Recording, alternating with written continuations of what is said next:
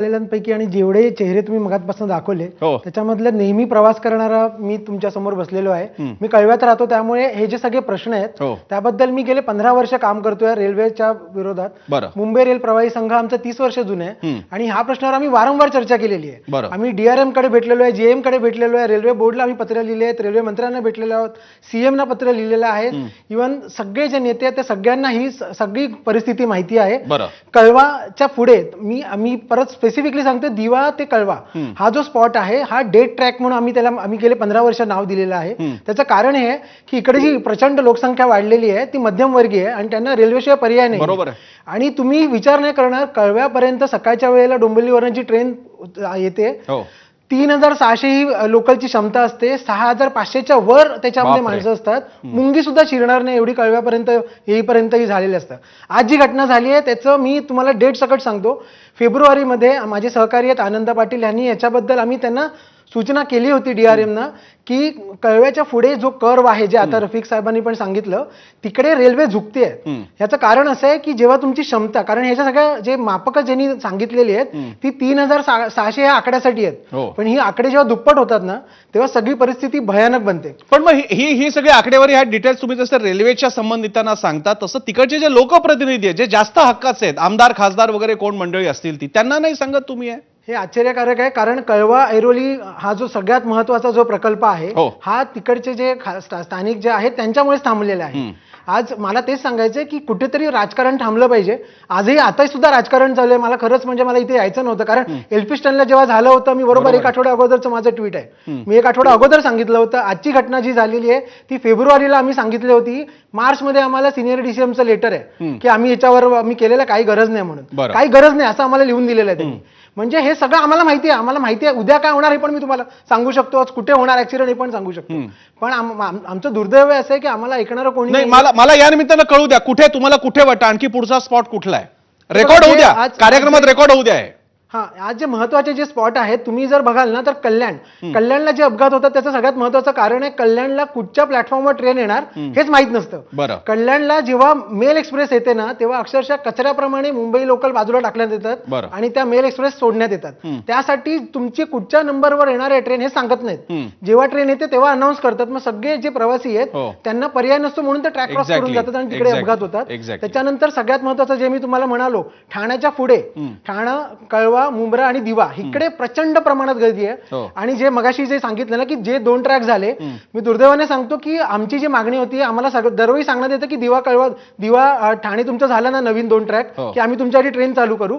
आणि इनॉग्रेशनच्या वेळी माननीय पंतप्रधानांनी 110 लोकल हे घोषणा केलेली होती, घोषणा सुद्धा केली होती. पण DRMनी त्याच्यानंतर अनेक बदल घडवले आणि जे ट्रॅक 1, 2, 3, 4 कुर्ला ते कल्याण हे जे ट्रॅक आहेत हे फक्त लोकलसाठी असताना तिकडे सुद्धा मेल एक्सप्रेस घुसवण्यात आले. त्यानंतर अनेक वंदे भारत चालू झाल्या, त्यानंतर अनेक एक्सप्रेस चालू झाल्या. अवधूत वाघ, आता काय करायचं? अवधूत वाघ बाकीचे चला, अविनाश जाधव मनसेचे त्यांना तुमच्यावर टीकाच करायची आहे, या माणसाचं काय करायचं? नाही, मला 2 मुद्दे मांडायचे आहेत आणि मी जे आता सिद्धेश बोलले आहे त्याला मी सपोर्टच करणार आहे. फक्त 2 मुद्दे आहेत. पहिला मुद्दा सेंट्रिपेटल फोर्सचा येतो. ज्यावेळी रेल्वे ज्यावेळी जोरात जाते आणि टर्नवर जाते तर mv²/r ह्या स्पीडने याने तो फोर्स येतो. त्यामुळे जर दारावर एखादा मनुष्य लटकला असेल आणि टर्न मारत असेल त्यावेळी तो जोराने एका मोठ्या फोर्सने बाहेर ढकलला जाणार आहे.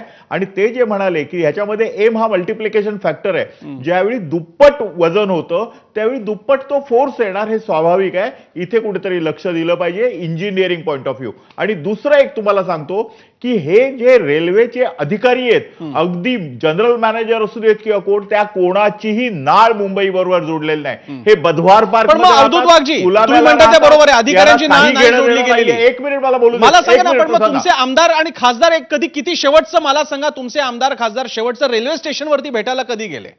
कधी शेवटचे त्यांची दृश्य बघितली? आपण हवं तर कार्यक्रम झाल्यानंतर दोघंही बसूया आणि तुमच्या स्थानिक, तुमच्या महायुतीच्या, महाविकास आघाडीच्या आमदार खासदारांचे ट्विटर आणि फेसबुक अकाउंट बघूया. पहिली गोष्ट अशी आहे की या रेल्वेमध्ये मुंबईमध्ये जे फलाटांचा प्रॉब्लेम झाला होता, ती मोनिका ज्यावेळी गेली होती त्यावेळी 2014ला तुम्हाला आठवेल, त्यावेळी या फलाटांची उंची वाढवण्यासाठी जो पहिला आंदोलनाचा कार्यक्रम घेतला तो किरीट सोमे यांनी घेतलेला आहे. त्यामुळे आमचे आमदार किती गेले आणि आमचे खासदार किती गेले हा प्रश्न तिकडे बेदखल होतो.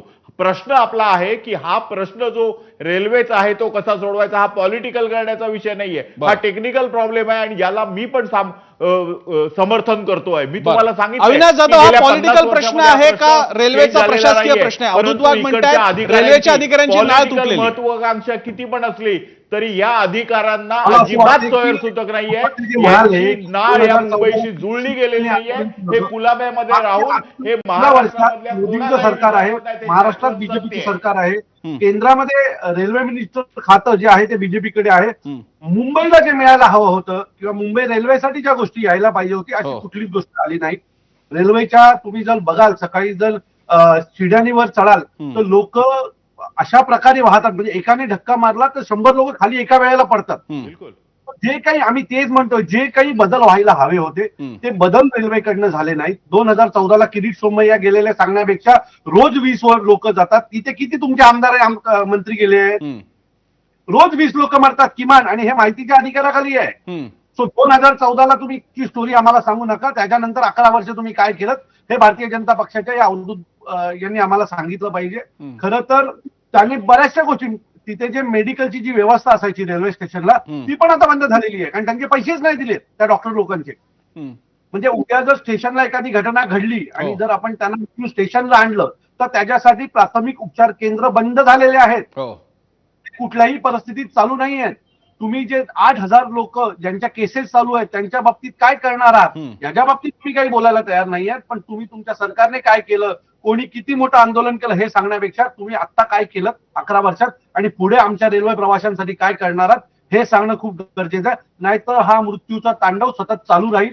रोज कोणाच्या तरी घरातली लोक मेली जातील आणि सरकारला याच्याशी काही घेणं देणं नसेल. हा मुद्दा अतिशय महत्वाचा आहे. अवधूत वाघजी, इथे काही कोणावरती, म्हणजे एक काळ होता ज्यावेळी काँग्रेसचं राज्य होतं, कलमाडी वगैरे रेल्वे मंत्री वगैरे राहिलेले होते, तेव्हापासून या टीका करण्यात आलेल्या आहेत. आता तुमचं राज्याला बरं 10 वर्ष झालेली आहेत आणि तुम्ही सगळे मुंबईकर आहात. तुम्हाला सगळ्यांना या गोष्टीतून तुम्ही गेलेल्या आहात. अपेक्षा तुमच्याकडून नाही बाळगायची तर कोणाकडून बाळगायची? समृद्धी महामार्ग होतोय, शक्तीपीठची चर्चा सुरू आहे, ग्रीन कॉरिडॉरचा रस्ता आणि बाकीचे सगळे सेतू वगैरे होत आहेत, चांगली गोष्ट आहे.